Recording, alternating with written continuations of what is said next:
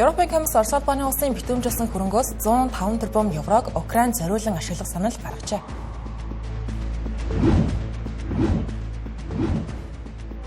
Орос улбаны улсын ерөнхийлөгч Владимир Путин энэтхэг улсад айлчлана.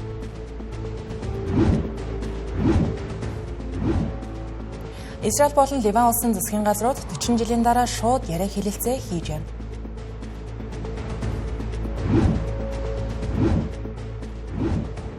Америк нэгдсэн улсын Нью Орлеанс хотод хууль бус цагаачлалын эсрэг кампанид ажил эхэллээ.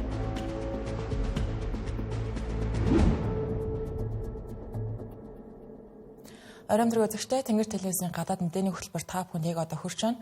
Бид Reuters болон AFP агентлагийн албан ёсны их сурвалжтайгаар дэлхийд дахинд болсон мэдээллийг таймлан өргөх болно.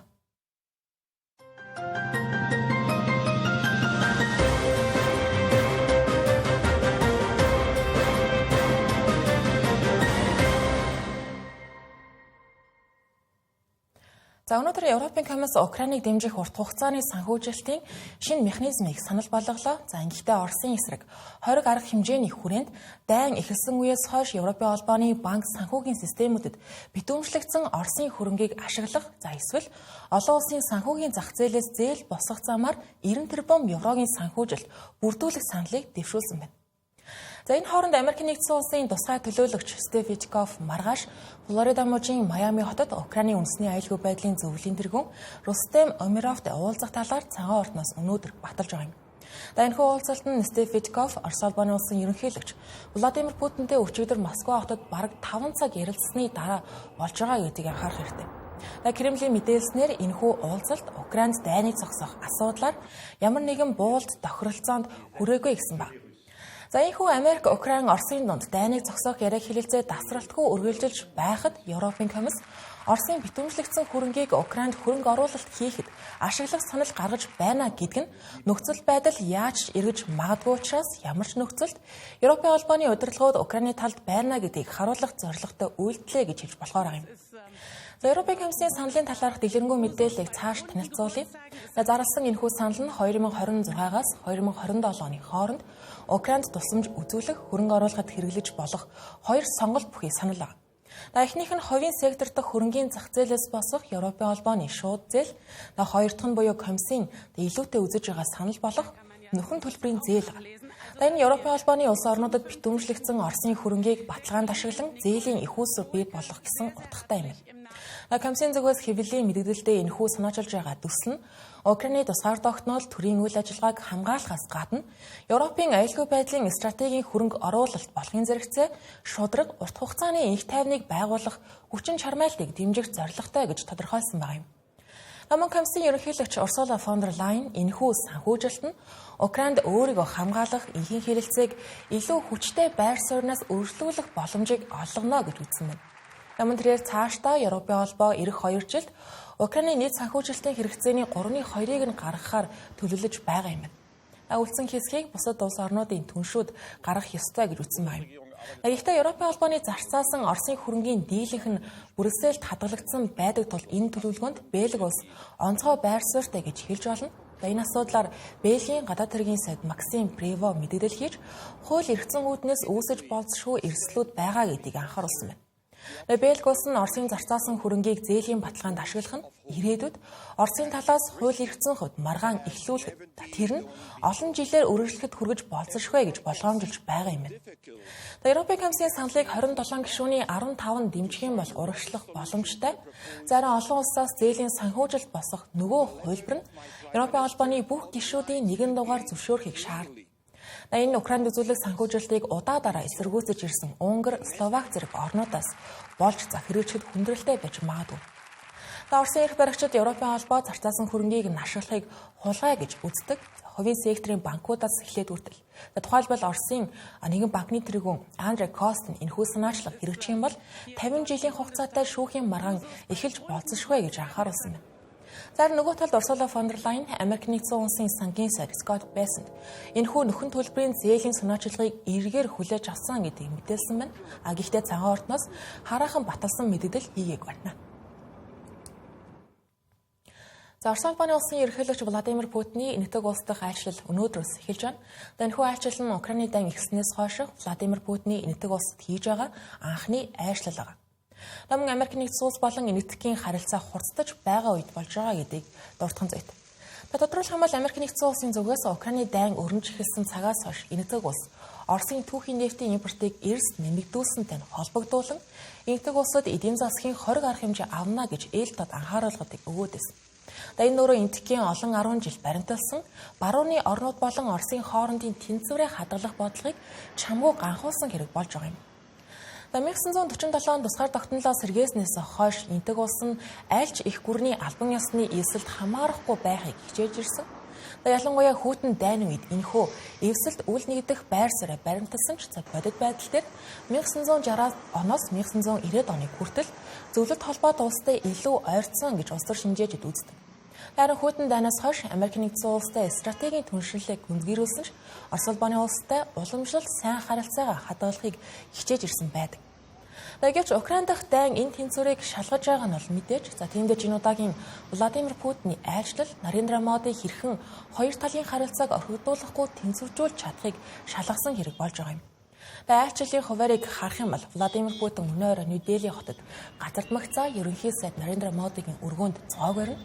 Харин Баасан гарагийн өглөөдрээр Раштрфи Бахамбанд хүрэлцэн очиж хүндэт харуулын ёслол болон ерөнхийлөгч Дарапутатай уулзсан. Үүний дараа Владимир Путин Нарендра Моди нар албан ёсны дэд хэмжээний уулзалтаа эхлүүлж бизнесийн төлөөлөлтөд уулзахаар байгаа юм. Кремль энэ айлчлалыг өндөр ач холбогдолтой хоёр орны онцгой стратегийн түншлэлийг өргөн хэлэлцэх боломжоо гэж тодорхойлсон байна. Владимир Путинтай хамт Батлан хамгаалахын сайд Андрей Белосов, Америк нэгдсэн улсын хоригт өртсөн Роснефть, Газпром зэрэг нефтийн компаниудын захирлууд багцсан томоохон төлөөлөгчид хүрэлцэн ирж байгаа.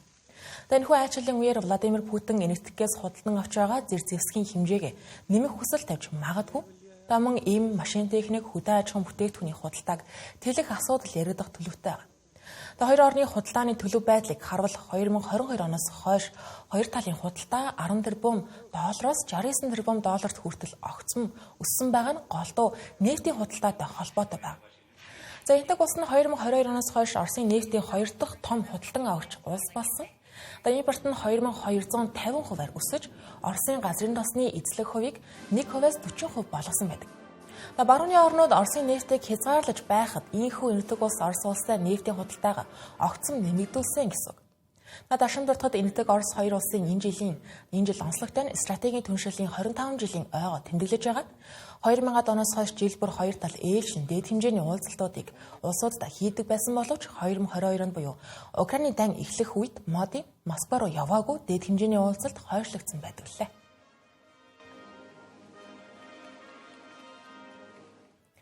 Ливан улсын нийслэл Бейрут хот Израилийн агаарын дайралтанд өртсөн хэрэг гарсан байгаа. Үүнтэй холбогдуулан хоёр улсын хооронд өргөн цар хүрээг хамарсан мөргөлдөөн дэгдэж магадгүй их болгоомжлол үүсэж байгаа юм.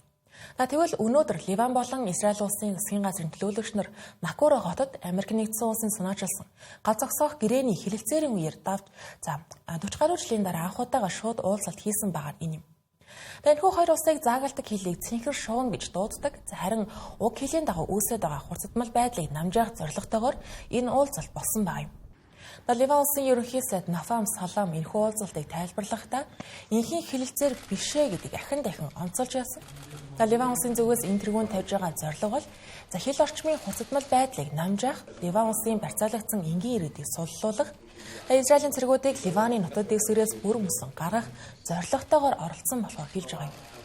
2022 онд нийт 22 оны дэмжлэгтэйгээр Арабын санаачлагтайгаар нэг тайвны хэлэлцээр батлагдсан байдаг. Үүнд нь хэрвээ Израиль улс 1967 онд хүчээр эзлэн авсан бүхий л нутаг дэвсгэрүүдийг орхин гарсан тохиолдолд тус улсыг хүлээн зөвшөөрч хамтын харилцаа үүсгэж энэхийн хэлэлцээр хийнэ гэж тохиролцсон байдаг. Харин тухайн санаачлагыг дэмжигч орнуудын тэдгээр 22 орны донд Ливан улс байдаг. Харин өчигдрийн уулзалтын тухайд ердөө хил дагуух хурцдмал байдлыг намжаах зорилготой уулзалт байсан энхийн хэлэлцээр биш буюу 2022 оны хэлэлцээрийг Ливан улс зөрчсөн хэрэг биш одоо хүртэл даган мөрдөж байгаа нь инээ гэдгийг илэрхийлж байгаа юм. Дашин бүртгэд Америк нэгдсэн улсад байнгын суух Ливаны элчин сайд асан Саймон Карамиг энэхүү уулзалтанд төлөөлөгчөөр томилсон байгаа нь дотоодод чамгүй шүүмжлэл дагуулсан байна. Дараа Ливан улсын засгийн газраас тэдгээр шүүмжлэлийг нэгцээж байгаа.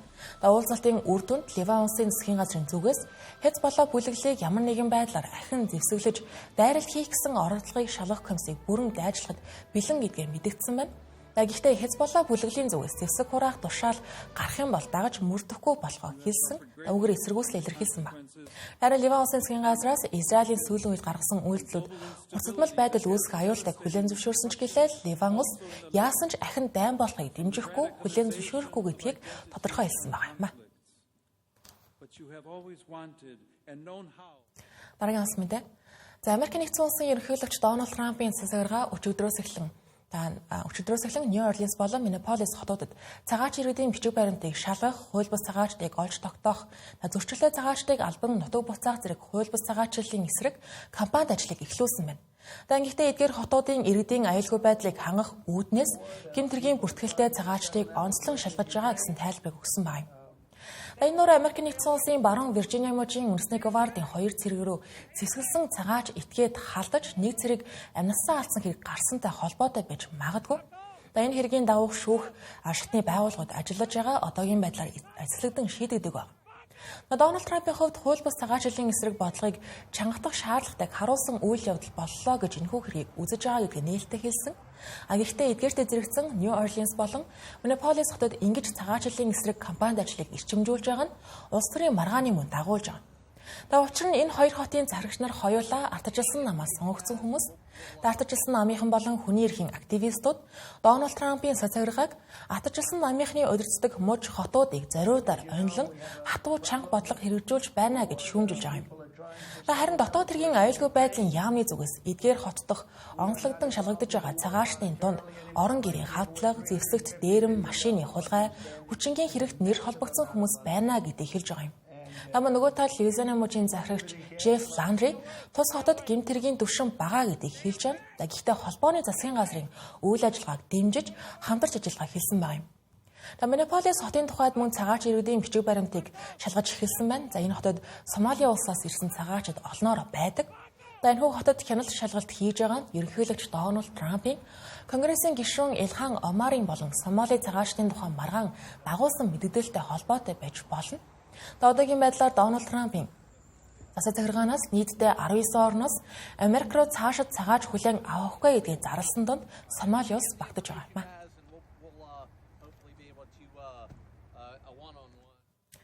Өнөөдөр Франц улсын ерөнхийлөгч Эммануэль Макрон 3 өдрийн айлчлалыг Хятад улсад хийж байна. Энэ нөрөө Ши Жинпиний өнгөрсөн жил Францад хийсэн түүхэн айлчлалын хариу. Мөн хоёр улсын дипломат харилцаа тогтоосны 60 жилийн ойтой давхцаж байгаа. Энэхүү айлчлалтай холбоотой мэдээлэл болон айлчлалын талаар Европын дипломатууд ямар байр суурьтай байгааг хүргье. Франц улсын ерөнхийлөгч Эммануэль Макрон Хятад улсад хийх энэхүү айлчлалаараа улс төрийн уялдаа холбоог сайжруулах, худалдаа болон дэвшилтэт технологийн салбарт хамтын ажиллагааг өргөжүүлэхийг зорж байгаа гэлээ. Хятад улс нь Франц улсын Аз дахь хамгийн том худалдааны түнш бол Франц улс нь Европын холбоонд Хятад руу чиглэсэн хөрөнгө оруулалтын 3 дахь томоохон их усүрт тооцогддог байна. Хоёр талын эдийн засгийн харилцаа сүүлийн жилүүдэд тогтвортой тэлж байгаа. Франц улсын сенатор Тири Майн нь хэлэхдээ хоёр улсын хамтын ажиллагааны хамгийн том боломж нь өндөр технологийн салбарт төвлөрч байгаа гэлээ. Бид бүхэн Хятад улс дэвшилтэт технологийн салбарт илт давуу байр суурьтай гэдгийг мэднэ. Хүмүүсийн Хятад руу зориудаг шалтгаан чинь тэд шинэ ирээдүйтэй технологи хайж ирдэг. Франц улс өмнө нь сансар судлал, хурдны галт тэрэг зэрэг тодорхой салбарт тэргүүлдэг байсан ч одоо хоцорч байгаа. Түүнээс гадна хиймэл оюун ухааны хөгжлийг орхигдуулж болохгүй. Эдгээр чиглэлд Франц улс Хятад, Америкаас хоцорч байгаа нь үнэн юм. Макрон энэ удаагийн айлчлалаар эдгээр асуудлаар нухацтай хэлэлцэнэ гэж бодож байна.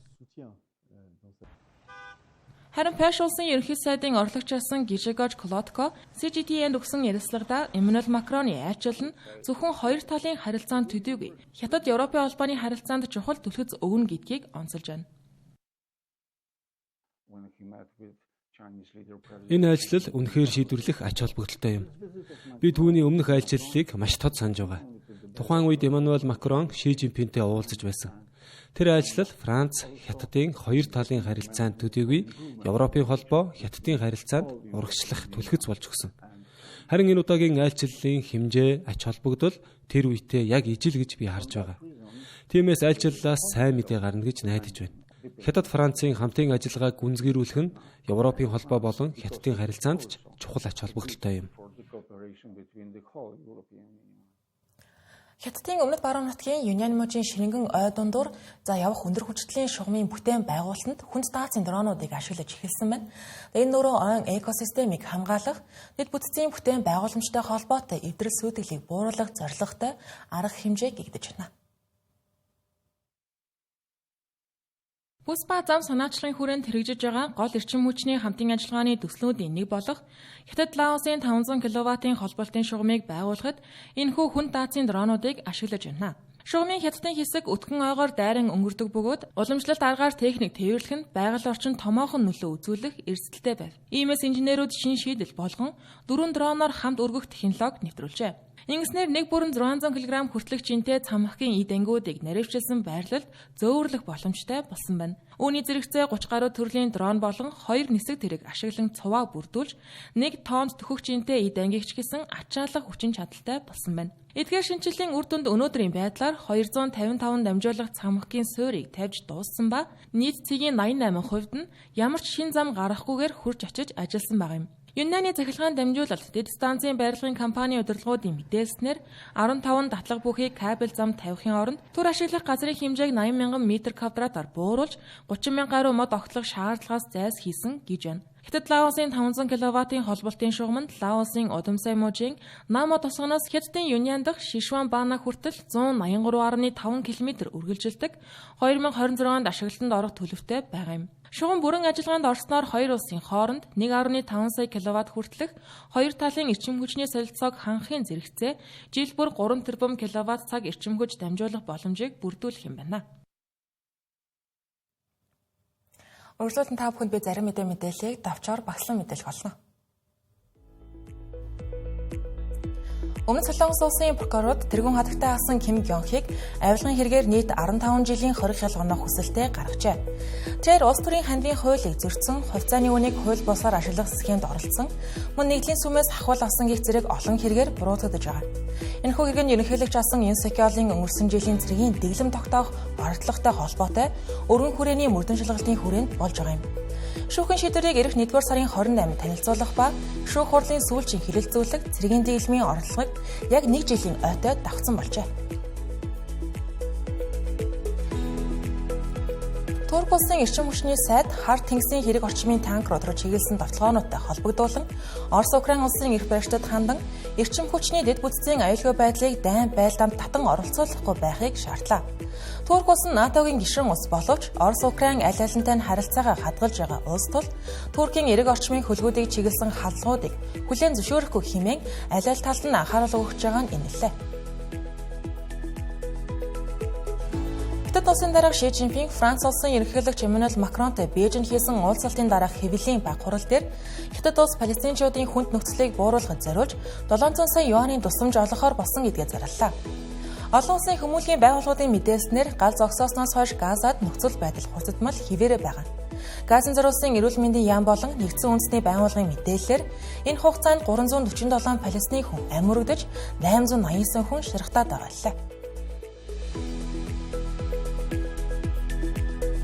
Эх 7 хоногоос эхлэн Австрали улсын 16-аас доош наснуудад сошиал медиа ашиглахыг хориглосон шинэ хууль хэрэгжиж эхлэх гэж байна.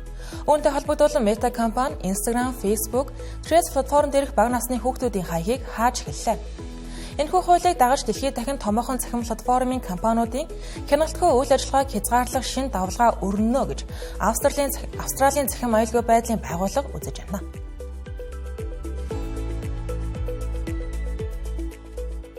Та бүхэн Тэнгэр телевизийн гадаад мэдээний оройны хөтөлбөрийг хүлээн авч үзлээ. Анхаарлаа хандуулсан явдал баярлалаа.